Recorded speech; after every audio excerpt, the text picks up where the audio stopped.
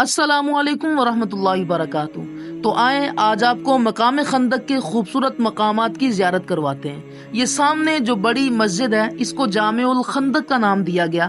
اس کے پہلے مینار کے پاس جناب سیدنا ابو بکر صدیق رضی اللہ تعالیٰ عنہ اور یہ دوسرے مینار کے قریب حضرت سیدنا عثمان غنی رضی اللہ تعالیٰ عنہ ان کے خیمے مبارک لگائے گئے تھے، اور پھر ملا کر ایک بڑی مسجد بنا دی گئی۔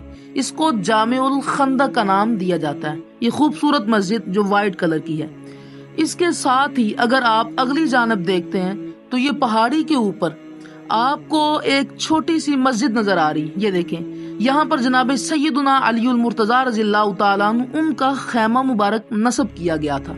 اور اس کے قریب ہی اگر آپ اگلی جانب دیکھیں تو یہ جو بلیک کلر کا انہوں نے لگائی ہوئی ہے، یہاں پر جناب سیدہ فاطمہ الزہرا رضی اللہ تعالیٰ عنہ ان کا خیمہ مبارک نصب کیا گیا تھا۔